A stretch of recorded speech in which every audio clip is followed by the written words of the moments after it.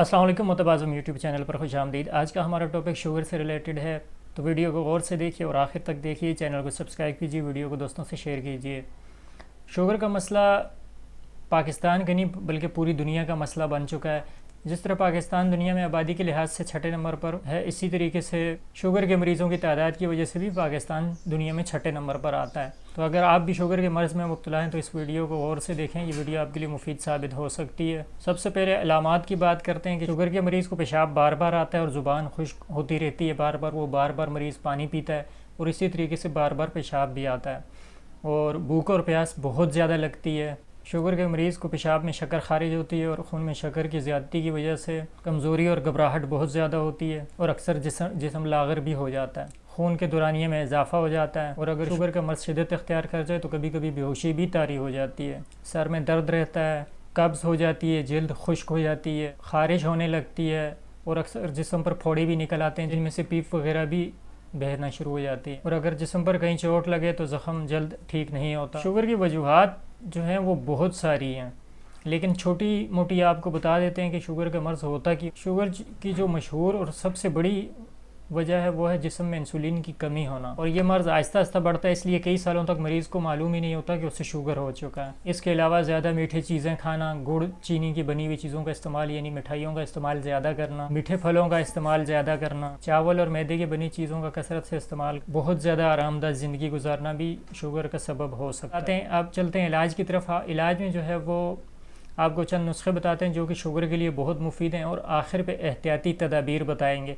यानी कि अगर आप मेडिसिन वगैरह यूज़ करते हो, एक दिन अगर आपकी मेडिसिन में नागा हो जाए और यानी आपने एक दिन मेडिसिन ना ली तो आपकी शुगर वही 400-500 अगर हो जाती है, इंसुलिन भी आप लगाते हैं और शुगर नॉर्मल आपकी सिर्फ दवाइयों से कंट्रोल है, तो आप इन नुस्खों को इस्तेमाल करें, इंशाल्लाह इससे कंट्रोल होना शुरू हो जाएगी। दूसरा ये कि आपको कुछ चीज़ें अपनी ज़िंदगी में छोड़नी होंगी यानी डिलीट करनी होंगी, जिसमें गंदम वगैरह, ये सारी चीज़ें आपको आखिर पर बताते हैं, लेकिन पहले आप इलाज की तरफ चलें। अच्छा, आप शुगर कैप्सूल का नुस्खा नोट कर लें, बहुत आसान है, आप पंसार से जाके बनवा लेंगे और इसको सुबह शाम इस्तेमाल करेंगे।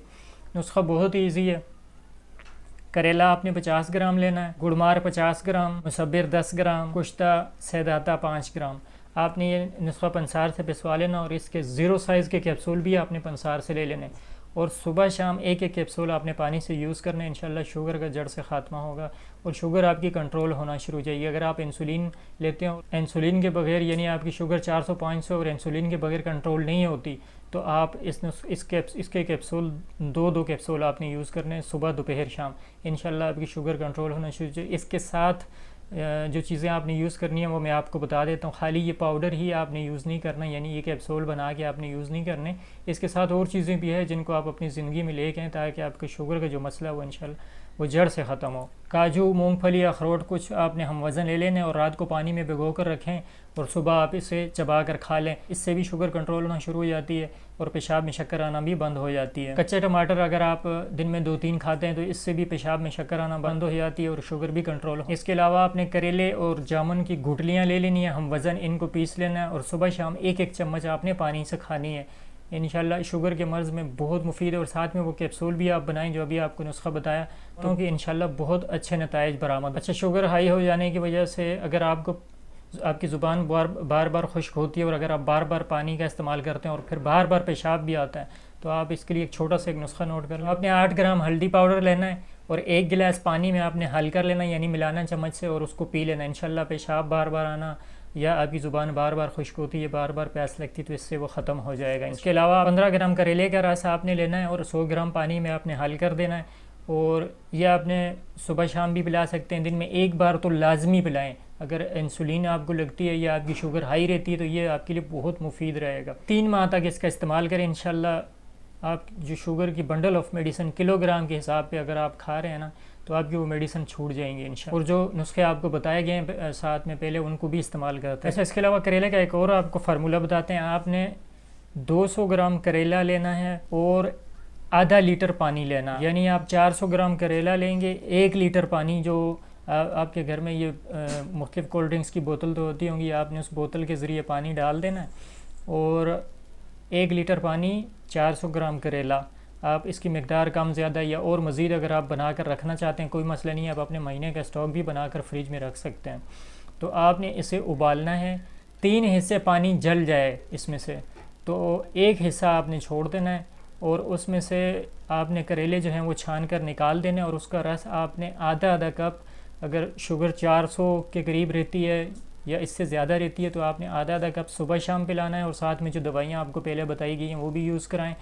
और अगर शुगर इससे कम रहती है तो आप आधा कप रोज़ाना पिला सकते हैं, कोई मसला नहीं। और ये बनाकर आप रख सकते हैं फ्रिज में, इसका भी कोई इशू नहीं है। ताज़ा आप अगर 2-3 दिन में बनाते रहें तो उसका भी कोई हर्ज नहीं है, बल्कि वो ज़्यादा मुफीद है इस तरीके से।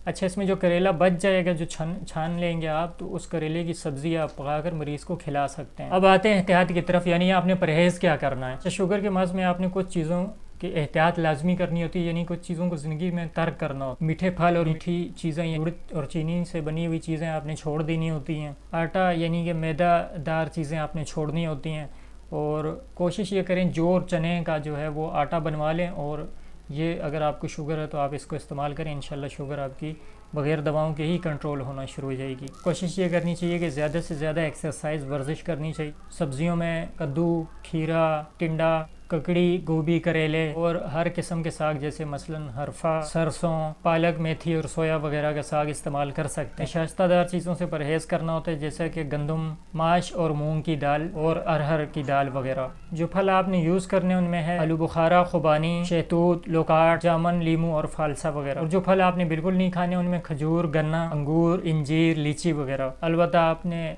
ड्राई फ्रूट का इस्तेमाल कसरत से करना है, जैसे बादाम, मगज़, पिस्ता और अखरोट वगैरह। शुगर के जो मरीज़ हैं वो दवाइयाँ तो इस्तेमाल कर रहे होते हैं लेकिन परहेज़ नहीं कर रहे होते, और वैसे भी गंदम और ये एक अरसे से खाते हुए आ रहे हैं, नहीं छूटते इतनी जल्दी ये। तो कोशिश ये करनी चाहिए कि, क्योंकि शुगर के मरीज़ को प्रोटीन की भी ज़रूरत होती है, बल्कि आम हर किसी की बॉडी को प्रोटीन की ज़रूरत होती है, तो प्रोटीन के लिए कोशिश ये करें थोड़ा गोश्त वगैरह बकरे का या और भी कोई गोश्त वगैरह इस्तेमाल साथ में कर सकते हैं, लेकिन सलाद का इस्तेमाल ज़्यादा से ज़्यादा कराएं खाने के साथ मरीज़ को। और कोशिश ये करें कि गंदम की रोटी ना दें, बल्कि अगर शुगर बहुत ज़्यादा हाई होने लगी है तो जौ की रोटी, चने का आटा भी बीच में मिक्स कर सकते हैं आप, इस तरीके से बनाकर आप मरीज़ को खिलाएं। और गंदम से कोशिश ये करें कि परहेज़ कराएं, और इसके साथ चावल का भी परहेज़ कराएं। कोल्ड ड्रिंक्स वगैरह हो गई या मीठी चीज़ें, इनका भी परहेज़ कराना लाजमी है। उम्मीद करता हूँ ये वीडियो आपको पसंद आई होगी। चैनल को सब्सक्राइब कीजिए, वीडियो को दोस्तों से शेयर कीजिए। फ़ी अमान अल्लाह।